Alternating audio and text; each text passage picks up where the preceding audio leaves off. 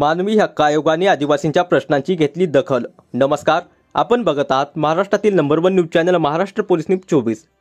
या देशात सर्व नागरिकांना एकच संविधान असून यामधील अधिकारही सर्वांना समान आहेत, असे प्रतिपादन महाराष्ट्र मानवी हक्क आयोग सचिव श्री नितीन पाटील महाप्रसे यांनी केले आहे। ते अंकुर ट्रस्ट व लोकमंच या संघटनेने आयोजित केलेल्या हुतात्म्या नाग्या महादू कातकरीच्या स्मृतिदिनी बोलत होते। यावेळी टाटा स्टीलचे प्रकल्प समन्वयक भावेश रावल आदी उपस्थित होते। यावेळी आदिवासींमध्ये कार्य करणाऱ्या ज्येष्ठ सामाजिक कार्यकर्त्या डॉक्टर वैशाली पाटील यांनी आपल्या प्रास्ताविकात वन हक्क कायद्याच्या अंमलबजावणीतील आलेली शिथिलता यावर नाराजी व्यक्त करत जंगलाचा राजा हक्क न मिळाल्यामुळे स्थलांतरित कामगार होत आहेत याबद्दल चिंता व्यक्त केली। सन 1997 मध्ये हुतात्म्या नाग्या महादू कातकरी यांचे नाव चिरनेरच्या मूळ स्तंभावर यावे म्हणून अंकुर ट्रस्ट मार्फत सर्वप्रथम चळवळ उभारण्यात आली होती। कातकरीच्या आदिवासींच्या प्रयत्नांमुळे आता चिरनेरच्या स्तंभावर या हुतात्म्याचे नाव कोरले असून आता पुतळाही उभारण्यात आला आहे। आज पेण शहरात शेकडो आदिवासींनी आपल्या पारंपरिक वेशात आदिवासींचे नृत्य करत वेगवेगळे मुखवटे घालत आजच्या मिरवणुकीत रंगत भरली।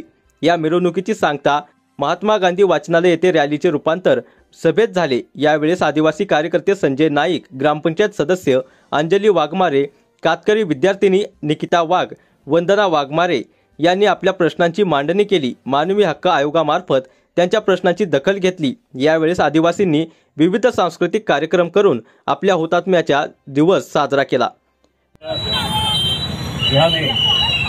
चिरनेर इथपर्यंत बाईक रॅली जाणार आहेत। आपण त्यांना सगळ्यांना शुभेच्छा देऊया आणि आजच्या कार्यक्रमामध्ये जे कोणी तमाम आदिवासी समाज त्याचबरोबरीने इतर सर्व लोक जी सामील झालेली आहेत त्यांनी आज इथे आदिवासी समाजाबद्दल असलेली आपली कटिबद्धता दाखवलेली आहे। येत्या काळामध्ये आज आपल्यासमोर अध्यक्ष आहेत नाग्या महादू कातकरी या अमर रहे अंकुर ट्रस्ट लोकमंच संघटना आपल्यासमोर। मॅडम नाव काय आपलं?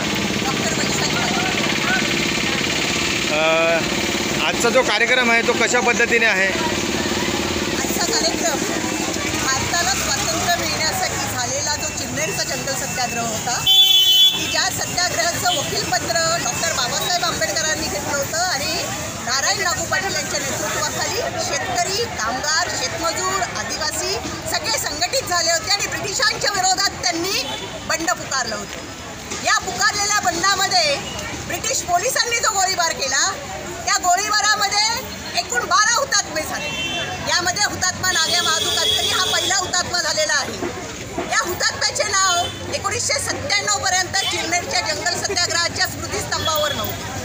पेणमध्ये सगळ्यात पहिल्यांदा 1997ला आदिवासींनी हुतात्मा नाग्या महादू कातकरीची मिरवणूक काढली, त्याला मानवंदना दिली आणि सरकारी दप्तरी त्याला मान मिळवला आणि एवढंच नाही तर आदिवासींच्या अस्मितेच्या चळवळीला सुरुवात केली।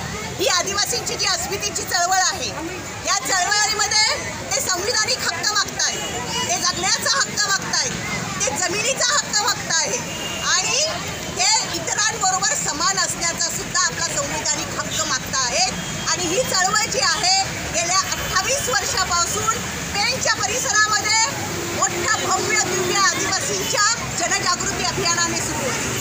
आज आम्हाला आनंद आहे की हुतात्मा नाग्या महादू कातकरीचं नाव चिरनेरच्या मुख्य स्तंभावर आम्ही कोरलेलं आहोत। आम्हाला आनंद आहे चिरनेरच्या स्तंभाजवळ असलेल्या पुतळ्यांमध्ये हुतात्मा नाग्या महादू कातकरीचा सुद्धा पुतळा आहे। पण आदिवासींचे प्रश्न सुटलेले नाही।